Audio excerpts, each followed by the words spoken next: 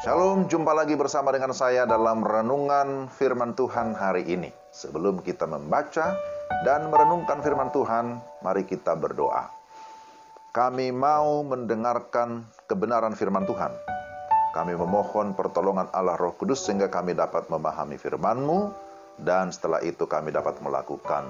Dalam nama Yesus kami berdoa dan bersyukur. Amin. Pembacaan firman Tuhan dari Lukas pasal 7. Ayat 18 sampai 19. Lukas pasal 7 ayat 18 sampai 19, demikian firman Tuhan. Ketika Yohanes mendapat kabar tentang segala peristiwa itu dari murid-muridnya, ia memanggil 2 orang dari antaranya dan menyuruh mereka bertanya kepada Tuhan, "Engkaukah yang akan datang itu, atau haruskah kami menantikan seorang lain?" Demikian pembacaan firman Tuhan. Tema kita adalah masih meragukan Yesus, yaitu tema dalam bentuk pertanyaan. Masih meragukan Yesus? Ragu, mungkin begitulah perasaan Yohanes Pembaptis pada masa itu. Saat itu ia berada dalam penjara karena Herodes. Ia telah mendengar kisah pelayanan Yesus yang begitu ajaib. Tapi faktanya, dirinya sebagai pembuka jalan bagi Mesias tetap berada di dalam penjara. Ditambah lagi dengan fakta bahwa Herodes, raja yang lalim itu, tetap bertahta, tetap berkuasa. Ia sungguh tidak dapat memahami semua ini. Melalui tanda-tanda ajaib yang telah Yesus lakukan, kemudian Yesus menyuruh Yohanes untuk percaya kepadanya. Saudara yang dikasihi Tuhan, memang ada masanya kita mengalami masa-masa yang sulit, atau saat seolah tanda kutip Allah menolak doa kita, tidak mendengarkan seruan kita. Namun itu bukan berarti bahwa Allah tidak eksis atau bahwa Ia tidak berkuasa lagi. Maka jangan ragukan kedaulatan Allah dan jangan ragukan kasih-Nya kepada kita meski kita sedang menderita. Tetaplah bertahan dalam iman, karena Allah akan memakai semua itu justru untuk memperkuat iman kita. Saudara yang dikasihi Tuhan, tentu bukan hanya Yohanes yang ragu, masih ada yang lain, tetapi dengan keraguan yang berbeda. Mereka adalah orang Farisi dan ahli-ahli Taurat. Namun, orang-orang yang mengetahui firman Tuhan ini tidak menyambut pesan pertobatan yang disampaikan Yohanes Pembaptis, dan mereka menolak untuk dibaptiskan. Mereka juga tidak mau menyambut Yesus Kristus yang diberitakan oleh Yohanes.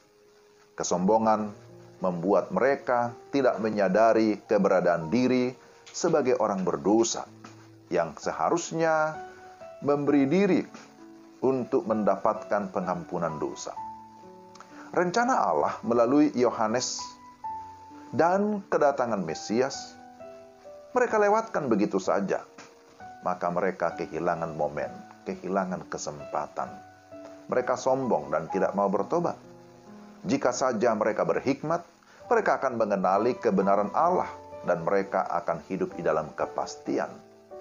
Saudara-saudara yang dikasihi Tuhan, keraguan kepada Allah kadang berakar dari dosa dan pemberontakan yang tetap akan bercokol dalam diri kita bila kita tidak bertobat dan menyerahkan hidup kita sungguh-sungguh kepada Tuhan. Maka berbaliklah dari dosa dan pemberontakan kita. Terimalah Kristus sebagai Tuhan dan Juru Selamat. Lalu serahkan hati Anda kepada Yesus. Niscaya Dia akan mengusir segala keraguan itu. Saudara yang terkasih dalam Tuhan, kalau kita sungguh-sungguh membaca Alkitab, menerima Alkitab sebagai kebenaran, maka sebenarnya tidak ada alasan bagi kita untuk meragukan Yesus Kristus. Jadi hari gini masih meragukan Yesus. Ya, kalau kita masih meragukan Yesus, maka kita akan ketinggalan Ketinggalan apa? Ketinggalan kereta ya. Ketinggalan zaman. Ketinggalan hal yang terbaik yang Tuhan sudah sediakan bagi kita. Ini zamannya sudah zaman yang terang, bukan lagi zaman kegelapan. Maka jangan lagi mau dikuasai oleh kegelapan. Ketika Yesus datang, dia berkata, "Akulah terang dunia." Barang siapa percaya kepada terang itu, dia tidak akan lagi hidup di dalam kegelapan. Dia akan memiliki terang hidup.